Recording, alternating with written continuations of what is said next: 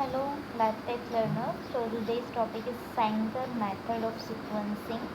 Sometimes it is called the chain termination method or enzymatic method.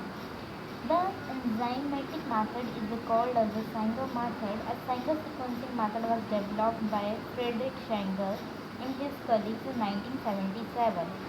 The development of this technique won Sanger the Nobel Prize in Chemistry in 1980, and the Sanger method dominated the DNA sequencing platform, bringing successful completion of Human Genome Project in 2003.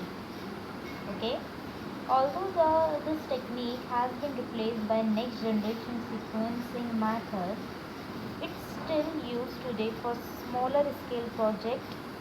So it is used for the smaller scale project, not the large genome project. Okay. In order to perform DNA sequencing, first we must convert the double stranded DNA into single stranded DNA by the NaOH treatment. The double stranded DNA is converted into the single stranded DNA. A Sanger reactions consist of the following components. First, we need a single stranded DNA fragment, all we sometimes call the template, all 4-deoxyribonucleotide triphosphate DNTPs, all DNTPs and DNA polymerase. DNA polymerase, it is an enzyme. Okay, each inoculation tube will also carry DNA polymerase enzyme sequenase in order to copy the DNA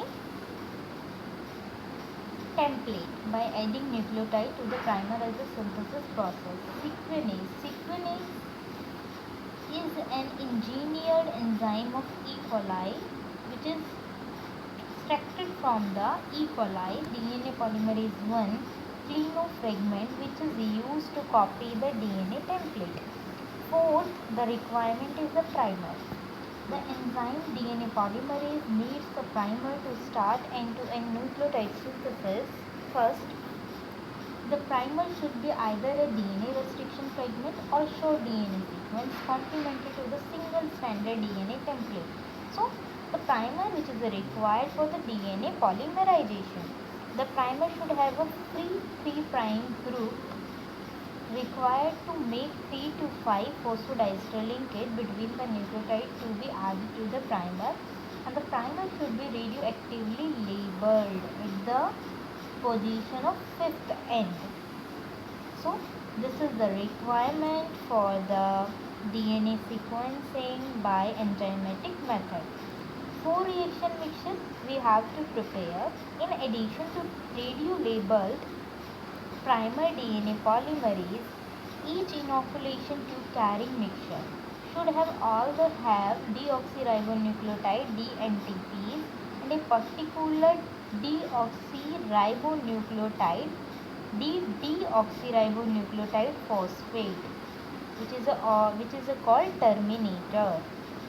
The 4 reaction mixtures should differ from each other in having different deoxyribonucleotide phosphate analogs DDNTP, DDGTP, DDATP, DDCTP. So this is the mixture. This is the mixture which is required for the Sanger method. Procedure: the single stranded DNA is mixed with the primer and split into 4 reaction mixture. Each reaction mixture contains DNA polymerase and 4-deoxyribonucleotide phosphate along with the reaction terminator. Each reaction process until a replication terminating nucleotide is added. The mixture is loaded into the 4 lane of a gel and the electrophoresis is used to separate DNA fragment. So we require a single stranded DNA plus primer and require a 4 test tube which containing the terminator DDATP, DDCTP, DDCTP, DDPTP. This is the 4 test tube which is required for the Sanger method. Steps. First, the fragmentation and the amplification. Fragment the DNA and clone the fragments into vector. First, we fragment. Second, denaturation. We have a double stranded DNA, so we convert into the single stranded DNA. So, denaturation is done by the NaOH. Attach the primer. After that, we attach the primer. A primer is synthetic oligonucleotide containing 17 to 24 nucleotides, and the primer binds to the DNA molecule and provides a 3' OH group, which is necessary to initiate the DNA synthesis. The 3' OH group allows the DNA chain elongation. Add 4 DNTPs and 1 DDNTP. DDNTP terminator. Okay, 4 different reaction vials are taken, each with 4 standard DNTP, DCTP, DATP, okay, or 4 nucleotide and DNA polymerase. Difference among of the vial is because of different types of a DDNTP. Each vial will have a 1 DDNTP per 100 DNTP. After the occurrence of DNA synthesis, each reaction vials will have a unique set of a single stranded DNA molecule of varying length. However, all DNA molecules will have same primer sequence and its 5' end. After that, we find the nucleotide sequence using gel electrophoresis. In the gel, we have varying sequence based on their size. After that, gel electrophoresis, we are using autoradiography.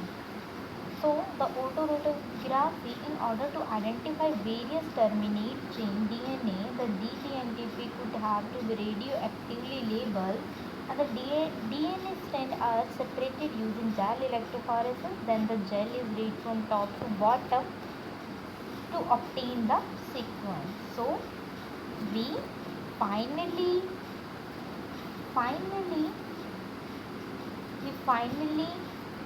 obtain a DNA sequence which is unknown, but after this process we know the sequence. So DNA sequence.